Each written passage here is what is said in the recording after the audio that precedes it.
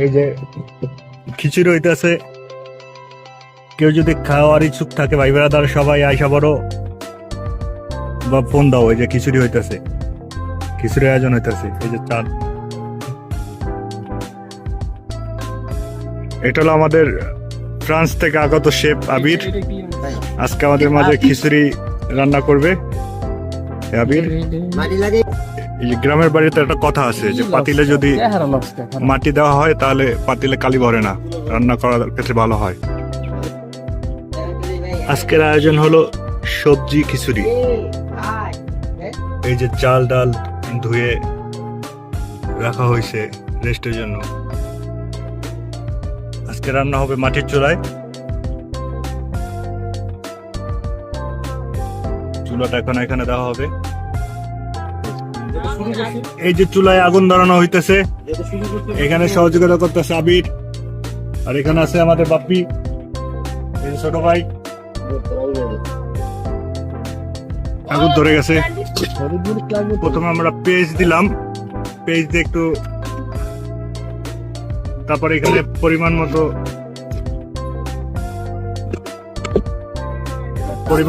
Soybean তেল দিয়ে দিল।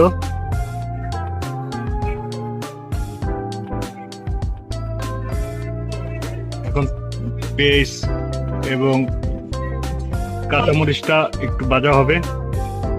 এখানে রিজনাল সবজি আমরা দিয়ে দিলাম। এখন পেঁয়াজের সাথে তেলের সাথে সবজি হালকা ভাজা দিয়ে নিব, তাহলে স্বাদ ভালো হয়। এখন লবণ দিয়ে হালকা সিদ্ধ করব, একটু ভাজা করে সিদ্ধ করে নেব, তাতে সবজিটা নরম হবে।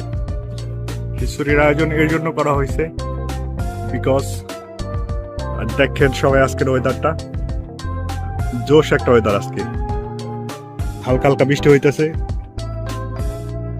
এই জন্য ওয়েদারটা খুব ভালো লাগতেছে। ওই যে দেখেন ওয়েদারটা কত সুন্দর।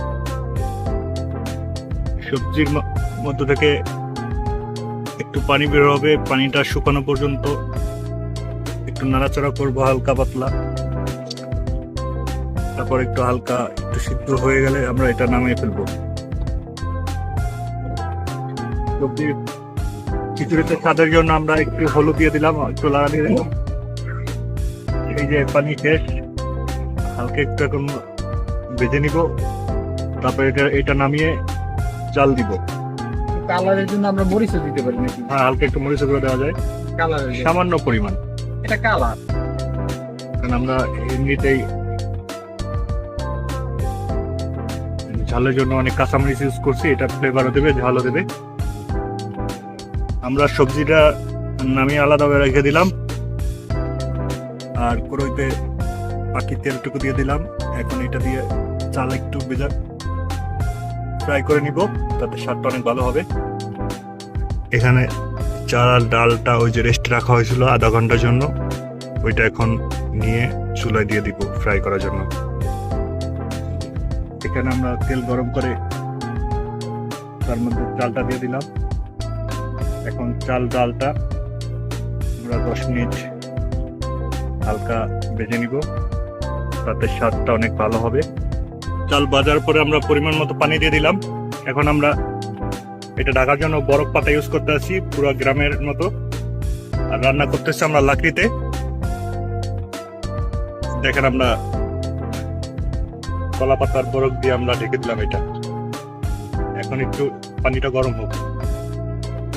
এখনো কিন্তু সেই টিপ টিপ বৃষ্টি হতেছে,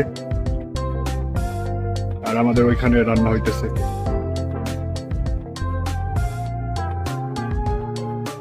প্রায় হওয়ার কাছাকাছি। একটু লাড়া দিয়ে চালটা পানি শীতটা সমানভাবে সব হয়ে যাবে।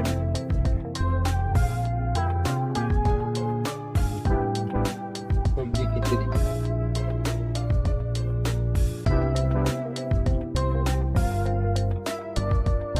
অনেকটাই সিদ্ধ হয়ে গেছে। আর একটু সিদ্ধ করার পরে এটাকে কিছুক্ষণ চুলার উপরে রেখে দেবো, তাতে চুলার যে হিট আছে ওইটা থেকে পুরো হয়ে যাবে। একটু নিচে লাড়া দেওয়া লাগবে, দেখা লাগবে যেন না লাগে, এই অবস্থা লাগতে পারে। এই যে আমরা উপরে একটা করে 7টা ডিম দিয়ে দিয়েছি, এখন এটা ডেকে দিব, এরকমের ভাবে থাকবে কিছুক্ষণ সময়। এখন আমরা কিছুক্ষণের জন্য দমে রেখে দিলাম, আশা করি তাতে আমাদের সবকিছু সিদ্ধ হয়ে যাবে। 15 মিনিট পরে আমরা এখান থেকে কিছু কয়লা উঠিয়ে উপরে দিয়ে দিলাম, এটা রেখে দেবো, আরো তাড়াতাড়ি হয়ে যাবে। মাশাআল্লাহ আমাদের কালারটা কি আসছে? হয়ে গেছে আলহামদুলিল্লাহ। আমরা এখন চেক করব।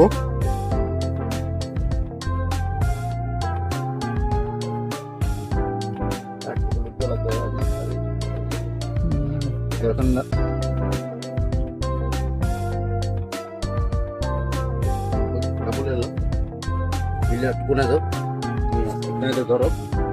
আলহামদুলিল্লাহ ভাই আমি কই বড় ভাই অবশেষে আমাদের খিচুড়ি হয়ে গেছে। স্ট্যান্ডে আবির ভাই বাংকারে বাড়ি আসেন, আছে। বাংকারে আসেন। এখন আমাদের মঞ্চে রাতেল মেহেদি ভাই রাসেল? পানির বোতলটা ভাই এখন আমরা এই বরফ পাতায় গ্রাম খিচুড়ি খাবি? ভাবে খাবো। এই যে এখনই আয়, খাইলে এখনই আয়।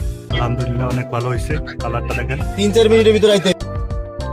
অবশেষে আমরা আলহামদুলিল্লাহ খাবার স্টার্ট করলাম, অনেক মজা হয়েছে, সেই সাথ সেই স্বাদ। ওই কিরে ওই কি মধু, রে? মধু। মধু মধু